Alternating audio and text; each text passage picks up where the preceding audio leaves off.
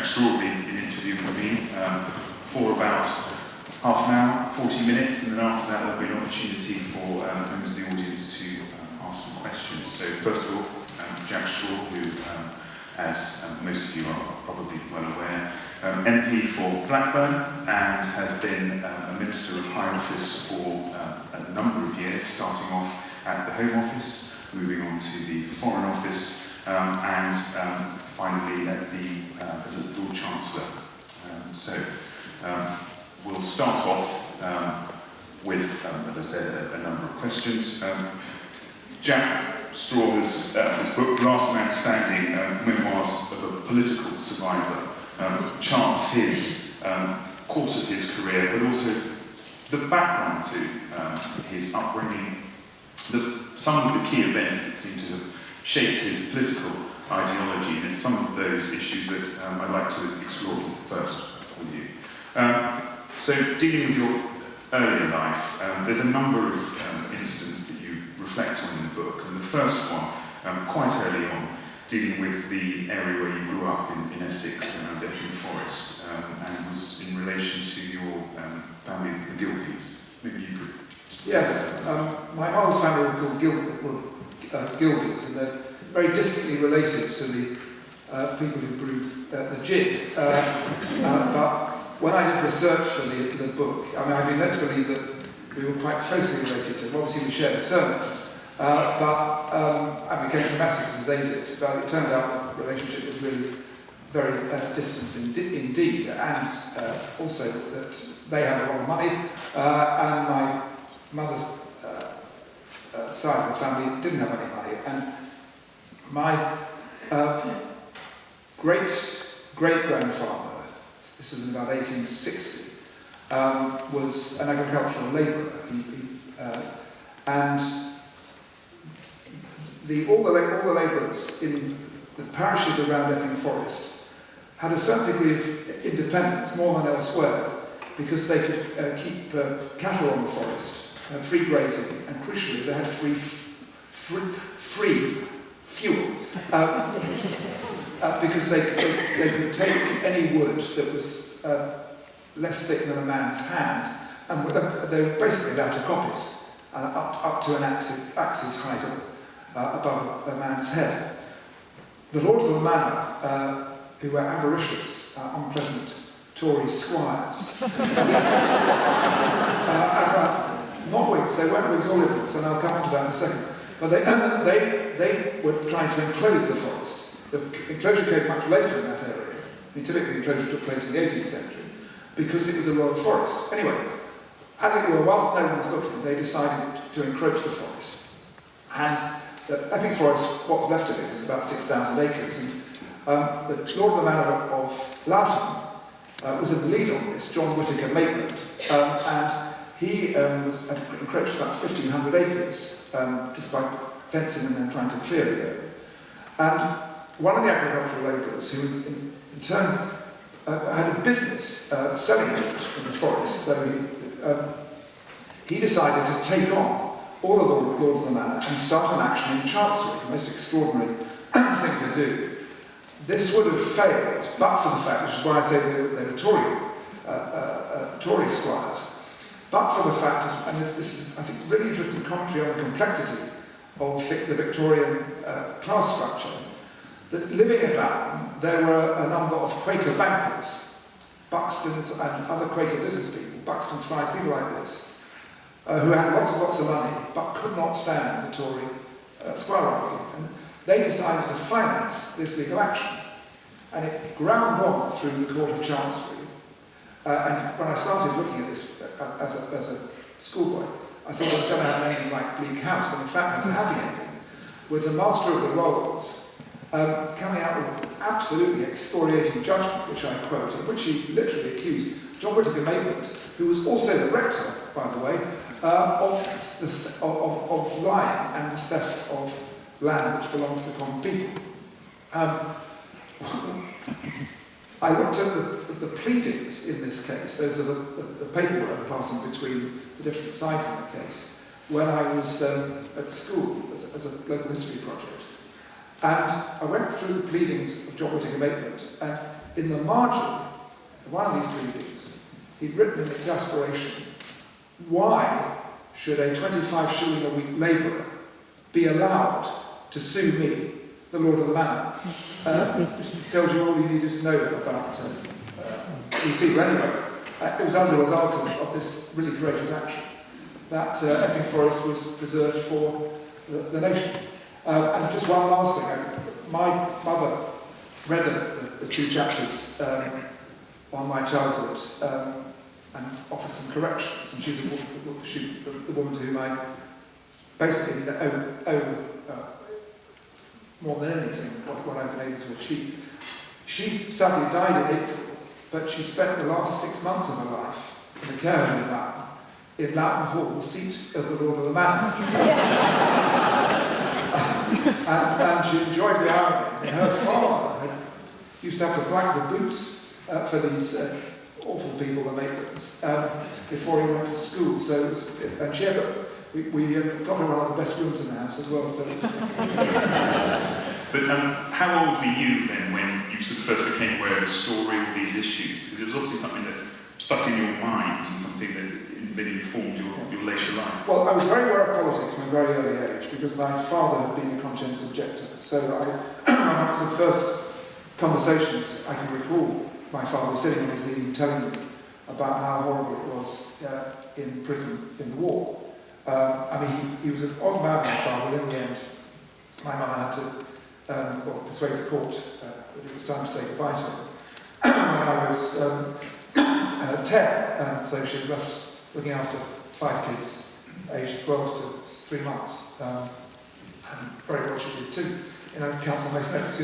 But he said very early on, he told me about conditions in prison, including the night in Wentworth Scrubs, when they hanged the prisoner, or the morning of Wentworth Scrubs when they hanged the prisoner, and how terrible it was overnight. I mean, this is in the war, people getting killed anywhere, but the judicial killing was absolutely shocking. He also, two other stories emerged from this. One was that he said the only time he went first class on the railway was when he was taken from Wentworth Scrubs to Exeter Jail.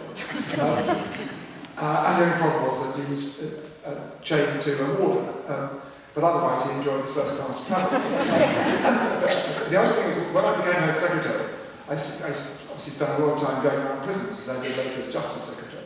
And I was in Wentworth, it was Wandsworth prison, it wasn't the Scrubs. And he was in Wandsworth, which is where they had the cell in the execution chamber.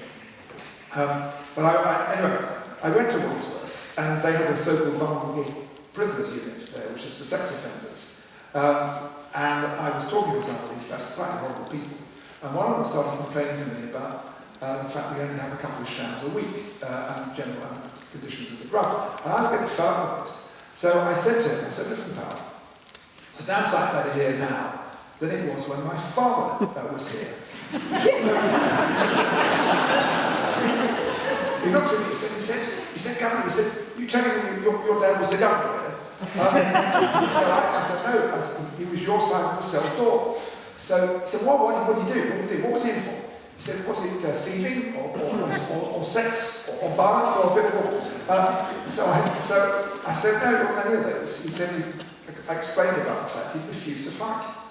He said, blimey, he said, you mean to tell me he sort of volunteered for this place? He said, my dad told me that plenty who got called up and then they dodged. Why couldn't he have done that? Anyway, we had this completely incomprehensible idea of comprehensive objective. But my granddad, on my mother's side, was a very fine man. He was a very bright guy whose educational opportunities were snuffed out, and he would have gone to be a university lecturer or in business or a Labour politician. But even, he worked on the buses. He was a mechanic on the buses and very active in the Transport and General Workers Union and an ally of Ernie Bevan, the great Ernie Bevan.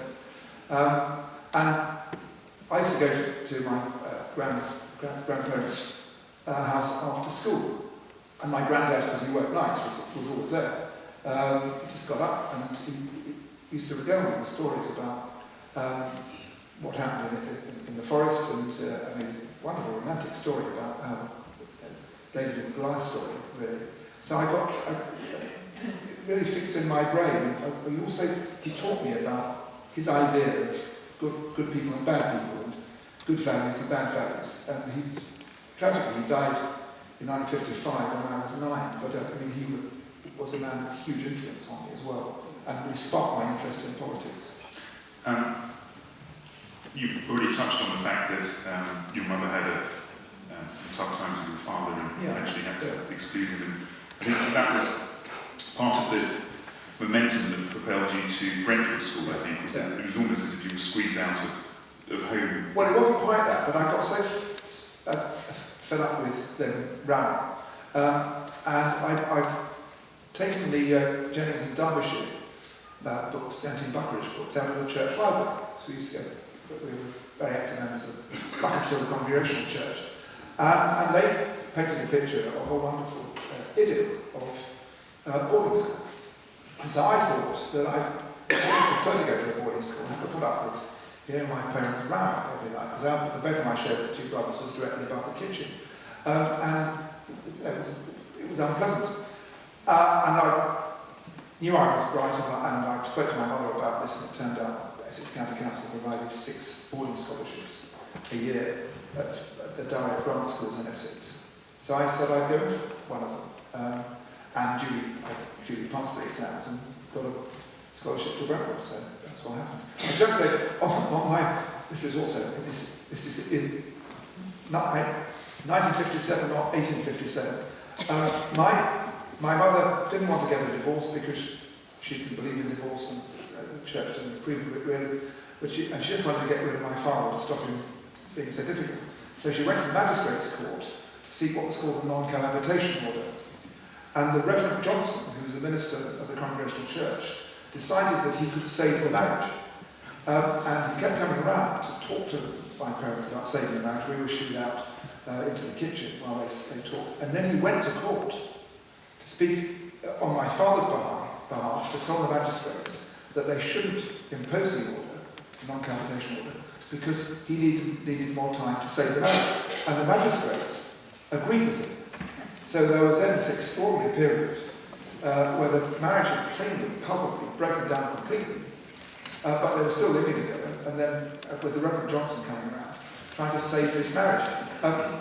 It was grotesque, and then after a couple of months, my mother went back to court and pleaded with them, and finally the order was granted. But I mean, to say the idea that the Minister of Religion should intervene in that kind of way, court proceedings, and be successful, it's extraordinary. So anyway, off I went to Brentford, and I enjoyed the first term, but however, I was very, very defensive about the fact that I lived in the council masonette.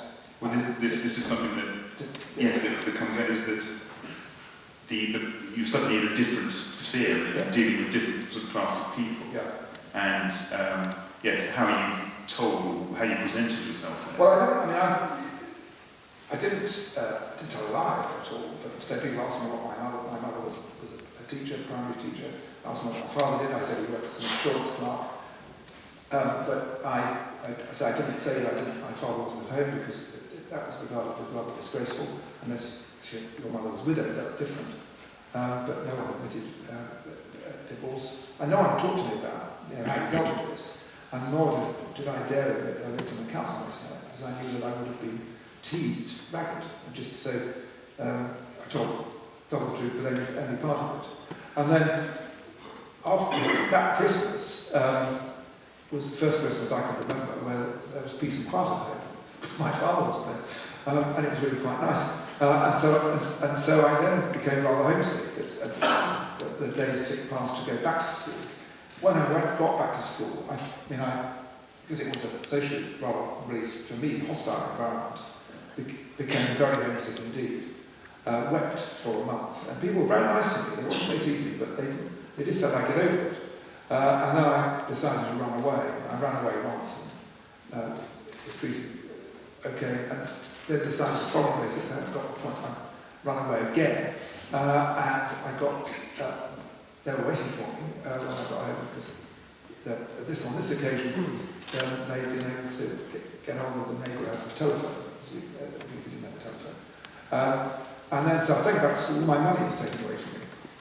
So I got off early to do my music practice, as it were. Got my cap, because it was against the school rules to go downtown without a cap. And then I decided I would walk home. And that was 16 miles. In wet February morning. On the way, I encountered with a paedophile, because a guy on a bicycle said he got talking to me. We were going through a sort of farm area of this part of Essex. And I said, I explained what I'd done, and he said he'd give me the money for the bus fare, so I said, thank you very much. And I worked it out, I said, that'd be a shilling, because it's 2 buses. And he then said, yeah, we've got to come to the bushes with me. And I started running, I can still remember running up this hill, and then he started circling on his bike, and in the end, he went off anyway.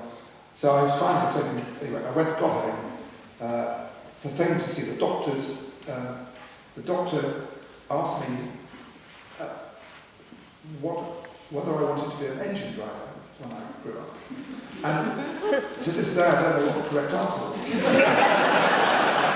I knew I had to give correct answers, so I sort of exhausted my protest, but I can't remember. I had no idea what was I supposed to say. Anyway, so then I was taken, having been to see our doctor, I was then taken to the sanatorium at school for 24 hours. Then taken to chapel, and then beaten by the head.